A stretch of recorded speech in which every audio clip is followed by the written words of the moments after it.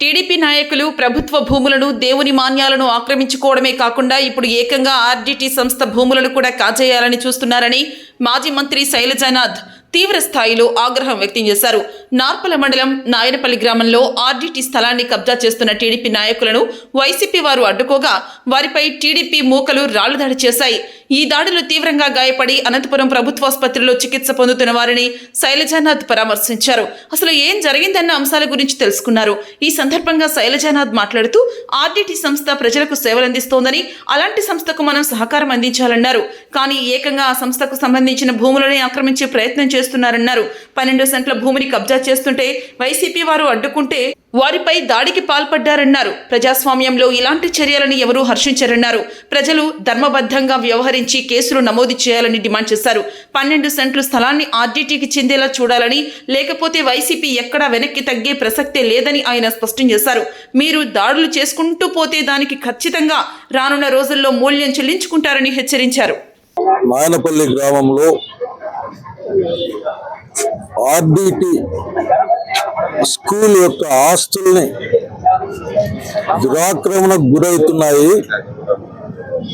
ఇవి దురాక్రమణకు గురి కావడానికి వీల్లేదు.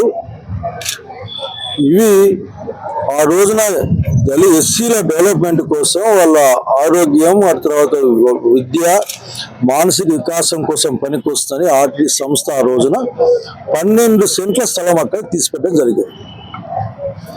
ఇది ఆర్డీటీ కాదు, మాదే అని అక్కడికి వెళ్ళడం, ఊరంతా కలిసి పిల్లల కోసం దాన్ని తిరగబడ్డం, ఊరు కోసం అడిగిన వాళ్ళకి, లేక గేరి కోసం అడిగిన వాళ్ళకి, స్కూల్ కోసం అడిగిన వాళ్ళని రాళ్ళతో దాడి చేసి పడడం జరిగింది.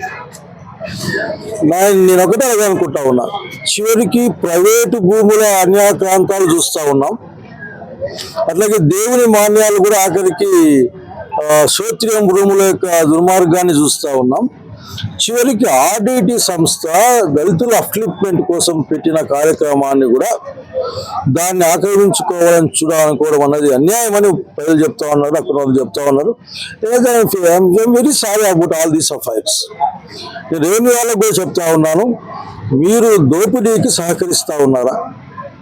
మీరు వెళ్ళండి, ఆ 12 సెంట్ల స్థలం ఏదో ఎల్దొక్కించండి.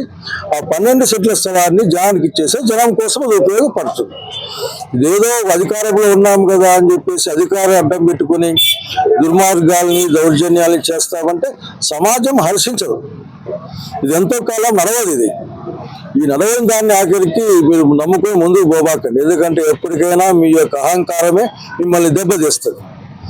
కాబట్టి మొత్తం మేమంతా ఉన్నాం, ప్రభుత్వాన్ని న్యాయబద్ధంగా వ్యవహరించమని కోరుతా ఉన్నాం, పోలీసు వాళ్ళని ధర్మబద్ధంగా వ్యవహరించమని కోరుతా ఉన్నాం. అందరితో ఏం జరిగిందో స్టేట్మెంట్లు తీసుకోండి, కేసులు పెట్టండి, కేసులు జరిగే పని జరుగుతుంది. న్యాయస్థానాన్ని మనం చేతులు తీసుకునే అధికారం కానీ హక్కు కానీ మనకు లేదు. కనుక ఈ రోజున అదే వ్యక్తుల కోసం కాదు, ఆ గ్రామం యొక్క, లేక ఆ వాడ యొక్క, వీధి యొక్క పిల్లల యొక్క భవిష్యత్తు కోసం, పిల్లల కోసం అడ్డం పడితే రాళ్ళతో కొట్టే రాకెట్కి దీన్ని తీవ్రంగా ఖండిస్తా ఉన్నాం. ఇటువంటివి నియోజకవర్గానికి మంచిది కాదు, ఎవరికి మంచిది కాదు. ఆశకు కూడా అంతుండాలా, అన్యాయానికి కూడా అంతుండాలా. ప్రభుత్వ భూములను ఎట్లాగూ ఖాళీగా ఉంచరు, చివరికి ఆర్డీటీ భూములు కూడా ఎత్తేసాడు కూడా దుర్మార్గమైన ఆలోచన. ఇది మార్గం అంటే నిరూపించుకోవాలా. అక్కడ 12 సెంట్ల స్థలాన్ని ఆర్డీటీకి దాన్ని సపరేట్ చేసి దాని బౌండరీస్ ఇచ్చిపోవాలి. నాకు తెలిసినంత వరకు కూడా ప్రైవేట్ సర్వే చేశారని చెప్తా ఉన్నారు.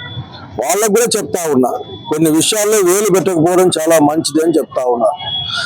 ఇది ఇంత నెమ్మదిగా మాట్లాడుతున్నామంటే అదేదో విధంగా కాదు. ఎందుకంటే మాకు రాజ్యాంగం మీద నమ్మకం ఉంది, అంబేద్కర్ మీద నమ్మకం ఉంది, అట్లాగే ప్రజల మీద నమ్మకం ఉంది మాకు. మీరు లేదు ఇంకో విధంగా అంటే ఆ రోజున ఆ విధంగానే సమాధానం చెప్తాం. ఎంతమంది గాయాలు? ముగ్గురికి, ముఖ్యంగా అక్కడ అక్కయ్యకి గాయాలయ్యాయి. ఆమె ఆర్డీటీలో గ్రూప్ లీడర్గా ఉందామె. ఆమె వెళ్ళి అసలు అడ్డం పడిందంట, ఇది పిల్లలది కదా 12 సెంట్లు, మీరు ఎట్లా వస్తారని. ఇంకంటే నోట్లు మనలేని భాషలతో ఆడము, రాళ్ళతో కొట్టడము, మళ్ళీ వాళ్ళు మిమ్మల్ని కొట్టినామని చెప్పడము, ఇవన్నీ కూడా ఆఖరిక. నేను చెప్పేది దీనికి మూల కారణం అంటే ఆర్డీటీ స్థలంలోకి వచ్చినారా లేదా. ఆర్డీటీ స్థలం అనేది ఎక్కడ ఉంది? ఆర్డీటీ స్థలాన్ని వెళ్ళదొక్కించిన తర్వాత అప్పటికి గవర్నమెంట్ ల్యాండ్ ఉంటే ఎవరంటే ఆక్రమించుకుంటామంటే కుదరదు. గవర్నమెంట్ ల్యాండ్ కదా అంటే ప్రభుత్వంలో ఉన్నాం కదా మాది అంటే కుదరదు. అది దానికి ఒక పద్ధతి ఉంటుంది.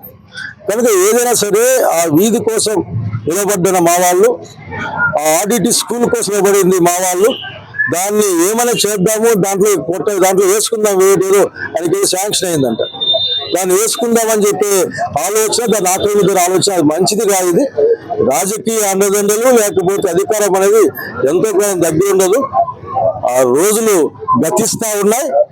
జాగ్రత్తని మాత్రమే చెప్పగలను.